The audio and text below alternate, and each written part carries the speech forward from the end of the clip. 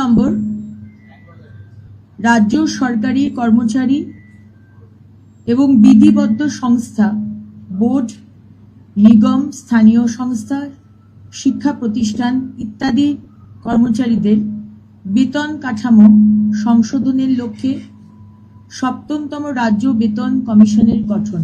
মাননীয় মুখ্যমন্ত্রী বলে দিয়েছেন, যারা যারা আজকে মিটিংয়ে ছিলেন, চিফ সেক্রেটারি, হোম সেক্রেটারি এবং advisor to the honourable CM এবং আমরা 5 জন মন্ত্রী, প্রত্যেকটি আমাদের কেন্দ্রের যোজনা আমরা শুরু করতে চলেছি এবং প্রত্যেকটি দপ্তরে কোন কোন আমাদের সেন্ট্রাল গভর্নমেন্ট স্কিমস এতদিন বন্ধ করে রাখা হয়েছিল, আমরা ইমিডিয়েটলি সেগুলো চালু করার নির্দেশ মাননীয় মুখ্যমন্ত্রী দিয়ে দিয়েছেন।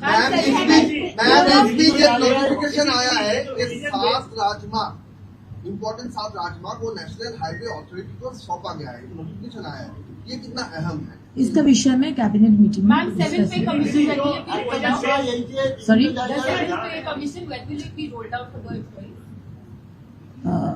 the date haven't been exactly discussed, but I'm sure when Honorable CM has said it, as soon as possible. जो स्कीम्स बंद की जा रही हैं रिवीजन बेस पर, वो किस दफ्तर के अंतर्गत है? एक तो मदरसा का आपने, दूसरा और तीन दफ्तर के अंतर्गत कौन कौन सी स्कीम है? थोड़ा नहीं, स्कीम्स कौन कौन सा बंद किया जाएगा वो आपको नोटिफिकेशन मिल जाएगा, उसके बाद ही आप कौन कौन सा दफ्तर, डिटेल्स हम अभी बता नहीं पाएंगे। আমরা মাননীয় মুখ্যমন্ত্রী এটা আজকে বলেছেন যে 15 দিন বাদ cabinet meeting হবে, so next 15 financial assistance to madrasas will now be stalled from 1st of June, and also the scholarship program for Muslims, the Oikoshi program, will they all be stalled from 1st of June? No, scholarship programs won't be stalled. Yeah, scholarship programs won't be stalled. Financial assistance to madrasas. দেখুন, সময়টা খুব কম এবং কাজটা অনেক বেশি, এবং আজকের ক্যাবিনেটের যে বৈঠক সেখানেও একটা স্কেডিউল টাইম রয়েছে, তার একটা এজেন্ডা রয়েছে, সে বিষয়ে আলোচনা হয়েছে। ডিএ বা অন্যান্য বিষয় অত্যন্ত গুরুত্বপূর্ণ এবং গ্র্যাজুয়ালি সেটা আলোচনা হবে। এখন রিসেন্ট যেটা আমাদের দেখতে হবে, যেটা আপনাকে বললাম, অন্নপূর্ণার ভান্ডার, যা যা আমরা প্রতিশ্রুতি দিয়েছি, সরকারি বাসে বিনামূল্যে যাওয়া, সামনে বর্ষাকাল, সুতরাং ড্রেনেজ, গার্বেজ পরিষ্কার, বিভিন্ন মিউনিসিপ্যালিটি এবং কর্পোরেশনে ডিফাঙ্ক্ট হয়ে রয়েছে, সমস্ত আগের সরকারের কাউন্সিলররা কাজ করছেন না, সুতরাং সেই কাজগুলো আমাদের তুলতে হবে যাতে মানুষের কোনো অসুবিধা না হয়। এবং মাননীয় মুখ্যমন্ত্রী খুব ক্লিয়ারলি বলে দিয়েছেন যে আগে ফার্স্ট প্রায়োরিটি হচ্ছে ওইগুলো কাজগুলো তোলা, নোংরা পরিষ্কার, রাস্তা পরিষ্কার, স্ট্রিট লাইটিং, এইগুলো দেখা। সুতরাং যা যা ইস্যুজ আজকে হয়নি, পরের মুখ্যমন্ত্রী হিসেবে মিউনিসিপ্যালিটি গুলো বা এদের যে আমলারা রয়েছে তাদের সঙ্গে মিটিং করবেন বা আমি একটা যোগ করে এর সঙ্গে একটা যোগ করে দিচ্ছি, সেটা হচ্ছে নতুন করে এই পরিপ্রেক্ষিতে যে নতুন করে কোনো বিল্ডিং রুলস এবং প্রপার্টি ট্যাক্স রিভিশন, এর কি কোনো ভাবনা চিন্তা রয়েছে? কোনো প্রপার্টি ট্যাক্স বাড়ানো বা কমানো হবে না, স্ট্যাটাস কো মেনটেন করতে বলা হয়েছে, কোনো কিছু বাড়ানো বা কমানো হবে না, এটা মাননীয় মুখ্যমন্ত্রীর নির্দেশ। না, সেটা মাননীয় মুখ্যমন্ত্রী কিছু বলেননি, কিন্তু এই মুহূর্তে কোনো কিছু বাড়ানো বা কমানো সমস্ত মাননীয় মুখ্যমন্ত্রী নির্দেশ দিয়েছেন।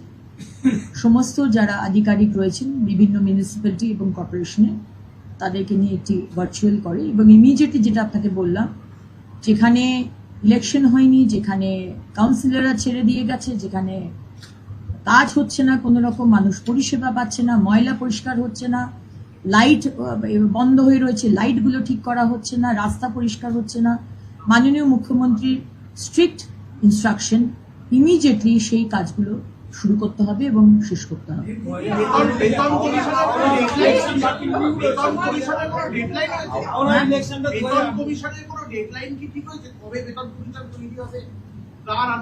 না, ওটা জিজ্ঞেস করলে কোনো ডেট এখন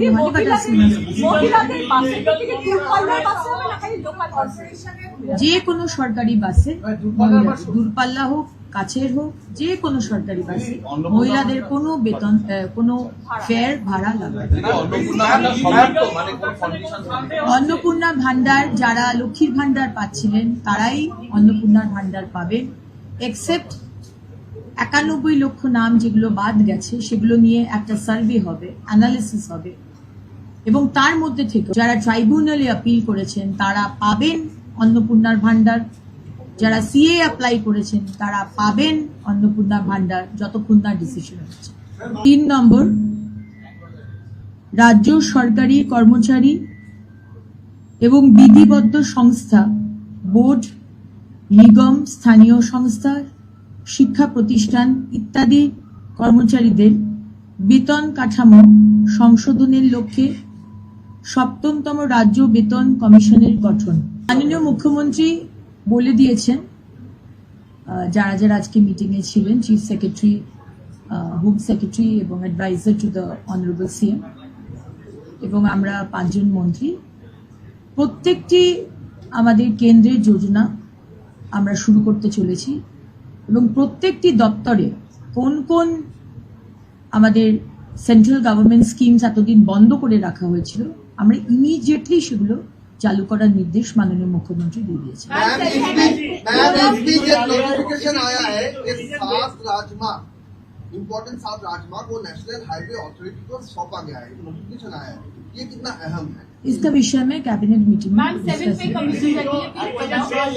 Sorry? The 7 pay commission when will it be rolled out for the employees? The date haven't been exactly discussed, but I'm sure when Honorable CM has said it, as soon as possible. दीदी, जो schemes बंद की जा रही है religion base पर, वो किस किस दफ्तर के अंतर्गत है? एक तो मदरसा का आपने, दूसरा और तीन दफ्तर के अंतर्गत कौन कौन सी स्कीम है? थोड़ा INCA नहीं, स्कीम्स कौन कौन सा बंद किया जाएगा वो आपको नोटिफिकेशन मिल जाएगा, उसके बाद ही आप कौन कौन सा दफ्तर? डिटेल्स हम अभी बता नहीं पाएंगे। Ma'am, does it mean আমরা মাননীয় মুখ্যমন্ত্রী এটা আজকে বলেছেন যে 15 দিন বাদ বাদ ক্যাবিনেট মিটিং হবে, so Ma'am, does it mean next the 15 days। financial assistance to madrasas will now be stalled from 1st of June? And also the scholarship program for Muslims, the Oikoshi program, will they all be stalled from 1st of June? No, scholarship programs won't be stalled. Yeah. Scholarship programs And won't the be financial stalled. assistance to madrasas, financial assistance to madrasas,